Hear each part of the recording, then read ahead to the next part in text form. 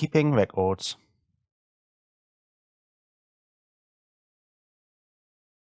So in this lesson, we are going to take a look at the what and the why of keeping payroll records. We have some important legal requirements, but we also have some operational requirements, which helps us operate and run our payroll business or our payroll procedures in an efficient and effective manner. Sometimes the legal requirements and the operational requirements cross over, so one document can perform two tasks.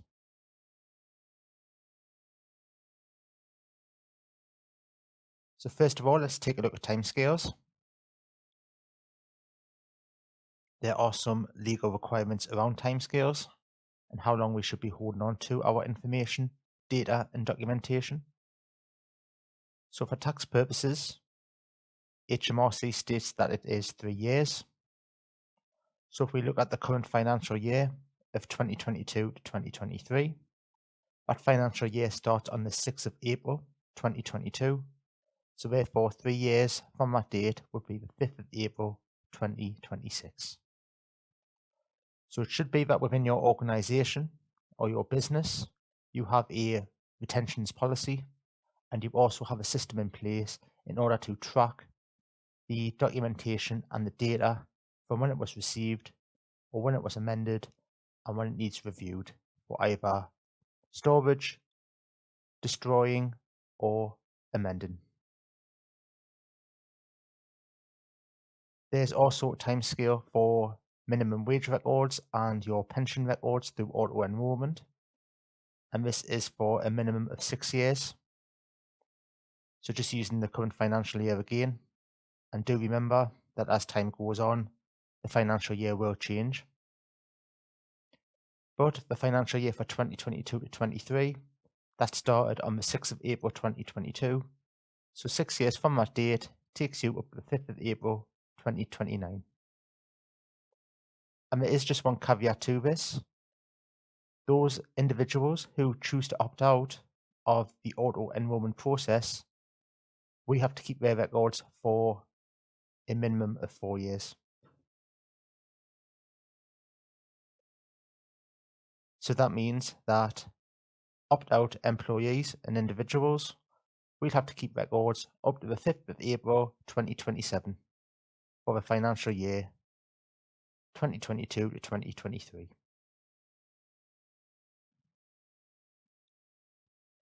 It is important to take account of these timescales because there can be consequences for not doing so, mainly financial. And if you do not keep full records, HMRC may estimate what you have to pay and charge you a penalty of up to £3,000.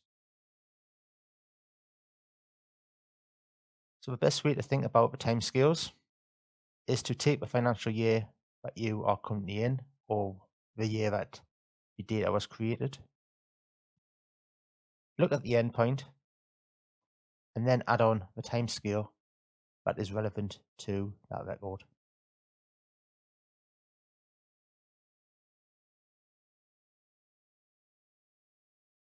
So I'm sure everybody's heard about data protection, either from our employment or from a personal perspective. And because we are going to be creating staff records and using personal and financial data for individuals, we will fall within the Data Protection Act. As an employer, you or your organisation will have to be registered with the Information Commissioner's Office, or ICO for short, and you will also have to determine who is going to be the controller or the processor within that business. So depending on the size of a business, that could be the same individual, or it could be split out through different roles and responsibilities. Under the Data Protection Act, we need to follow the GDPR, that's the General Data Protection Regulation principles. And that again will help us to keep and maintain an efficient, accurate and secure system. But also from a financial point of view and an image point of view, it stops any potential breaches or reduces that risk of breaches and possible fines. So GDPR does have some guiding principles. It's an act that was brought into place in 2018. It's there to protect the individual data for citizens within the EU. And GDPR includes the right to be informed of the usage of the data, how that data is going to be accessed, how that data is going to be rectified, so that would be adjustments or changes made to that, the right to have the erasure of that information, so the deletion of that information, the right to data portability, so the individual may request access to that information. So what information does the organization hold about that individual? The right to object to information that is held about that certain individual. And also not to be subject to automated decision making, including profiling. So instead of looking at you on an individual basis, it might be that automation has been used to profile you based on your gender, your religion, your age, your sexual orientation, your financial circumstances, where you live, and the demographics, and basically generalizing your circumstances instead of looking at you on an individual basis. So the ICO does have a checklist, which is very useful.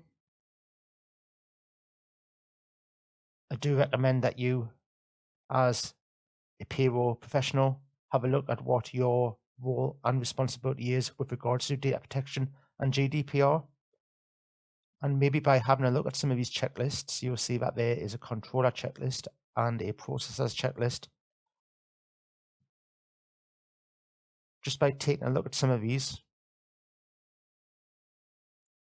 it might help you understand your legal responsibilities and also to look at where you can improve your processes. So the ICO is quite a detailed website. It does have lots of information. So do take a look at that when you have a moment and see what you can gain from that.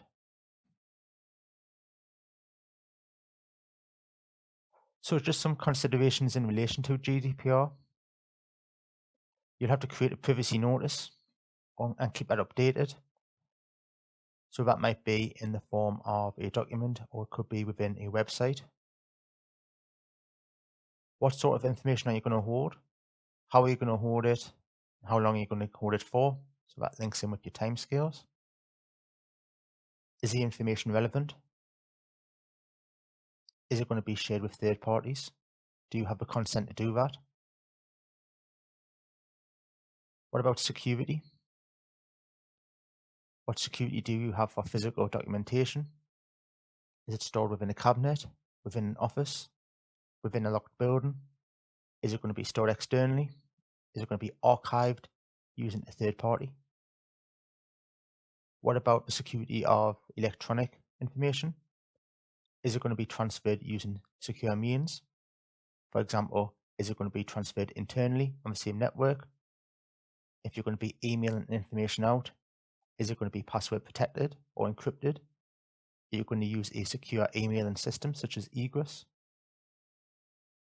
Who else has access to the systems where this information is going to be held? And an important aspect and consideration of GDPR is around training. Do you know what your responsibilities are?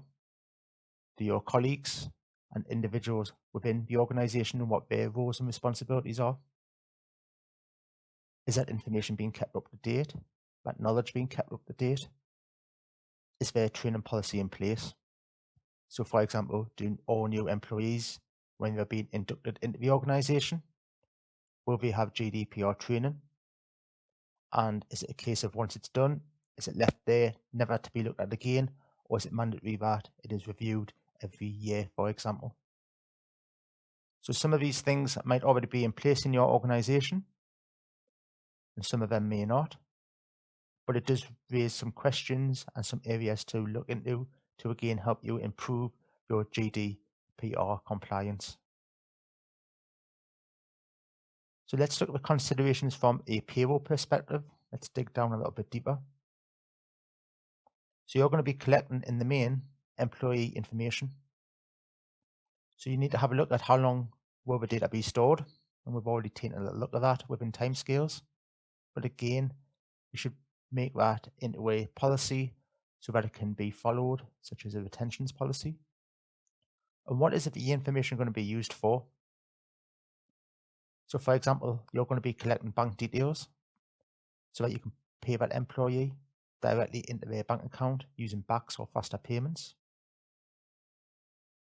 But you don't want to be selling that information onto a third party.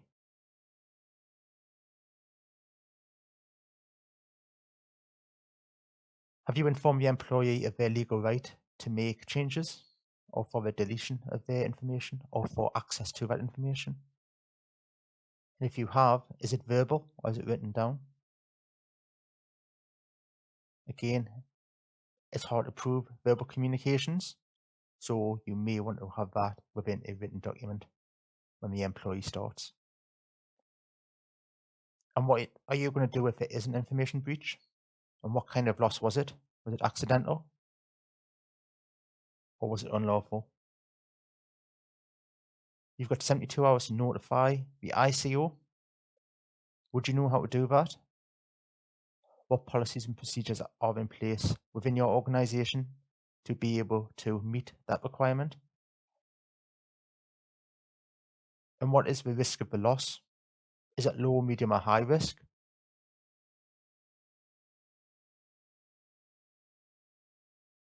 So that would be for you to determine what sort of information has been lost. Is it anonymized information that includes that individual, but it doesn't directly point towards that individual? So for example, it could be a report that states that the employee costs, the salary costs for a certain month was a certain value of which that individual was included within, but it might be hard to pinpoint that individual. Or is it a high risk loss? Have you lost all of their personal details, such as their name, their date of birth, their address, their national insurance number? Financial details, such as their pay slips. Has it gone to the wrong person? Have their bank details been issued to a third party incorrectly? So what kind of loss is it? Is it financial, personal, or a combination of the two? It's always important to receive consent prior to the collection and use of data. So you might need to set up forms and ways of collating this information within your organization. So for example, a bank details form, a new starter form, and the signing of their contract, detailing what you're going to be doing with their data. So it might be within the employment contract, you actually have a section around data processing and GDPR. And we've already touched on security, but how will you ensure the safety of that data? What processes and procedures do you have in place as an employer? And are you looking at them all the time as they are moving on? So for example, you might have processes and procedures in place referring back to 2019, but with the advent of lockdowns through COVID-19 and working from home, some of these security aspects may need to be looked at and reviewed. For example, the sharing of information on MS Teams or collaboration software, the emailing of information, the verbal communications of information, and the recording of different sessions. Just some extra security measures that might have to be brought into place for different ways of working. So these areas around GDPR, good practice to get them into place early, but also to keep maintaining them and changing them as time moves on. So what about the types of records that should be kept? And we can really split these into two areas. We can split them into operational, and we can also split them into what is legally required. Now, sometimes the documentation that we are going to be keeping actually hits both of these areas anyway. But just for the sake of this course and for educating you as a student, let's just take a look at some of the operational information that we might have to keep. So you might want to keep records of any training that the employee's taking place, any appraisals, whether that's going to be formal or informal, and the qualifications that they hold. So that might fall into the legal aspect as well, because is somebody legally able to complete the job that they're applying for and the job that they are operating. You might want to keep contact details so that you can communicate with your employee. It might be that you don't see them on a day-to-day basis, so you do need certain details, including any emergency contacts. You might want to have timekeeping records so that you can monitor the performance of that individual, and also any disciplinary records that have taken place.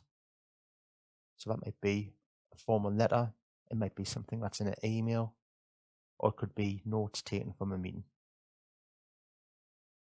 The employment contract, including any changes, and this could help with proving your minimum wage compliance as an employer. You are going to have pay slips and timesheets, which will help with that. But it's always best to have a few different forms of information to back up what you are doing and how you are operating. And also auto-enrollment letters and communications. So a lot of these operational forms of data, they can be set up, they can be initiated prior to an employee starting, they can be maintained throughout the journey of that employee's working life within your organization, and they can also, a lot of the time, be processed through accounting software, especially the auto-enrollment section. There are some legally required documents and records that must be kept. So we've looked at payments and deductions in a previous lesson, which was mainly through the pay slips, but we are going to be looking at the P11s also, which is a document that will record payments and deductions on an ongoing basis to individuals and employees. We need to keep HMRC reports and payments. So that's going to be through the real-time information process, and that's going to be the full payment submission, the FPS, and also the employer payment summary. They're going to be the main two reports that help with that. But we might also want to keep records of bank statements which actually prove the payments, and any sort of communications that we get through HMRC confirming receipt of payments. We need to keep a record of employee leave and sickness. So that's going to be through SSP, SMP, SPP, and SAP. So that's sickness, maternity, paternity, and adoption pay. Statutory payments that we will take a look at in future lessons. Any changes to tax notices, so any tax code changes, which will affect the personal allowance, which will then have an impact on taxation deducted and paid.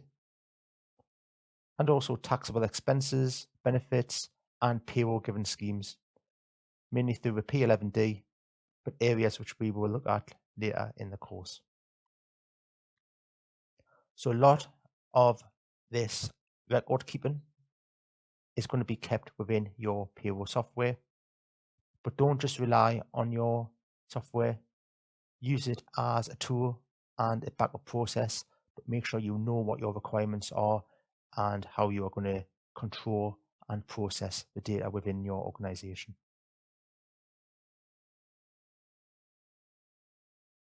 So far in the course, we've looked at a lot of terms, definitions, and acronyms.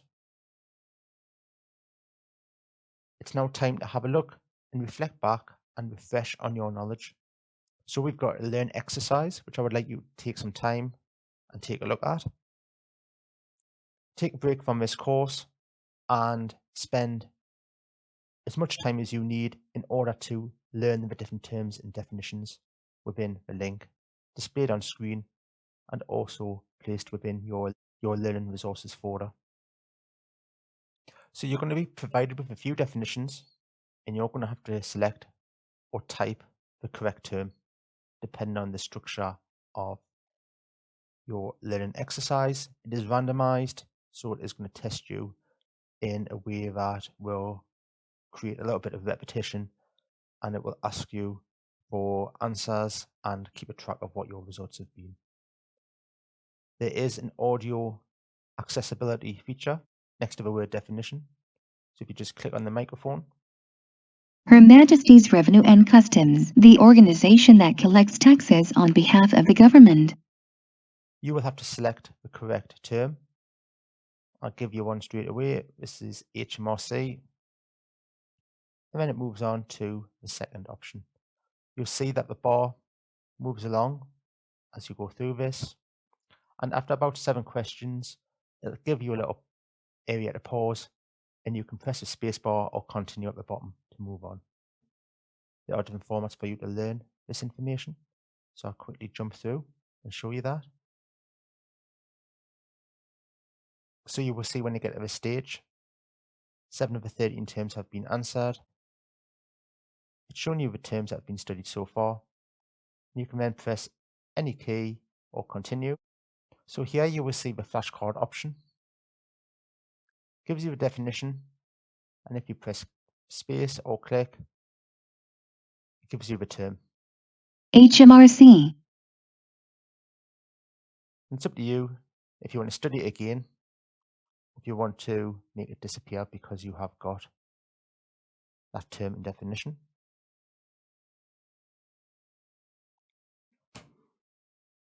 You will also come across some written tasks also. So it's your opportunity to listen to the definition and then type in your answer. So I'm going to type in the wrong answer.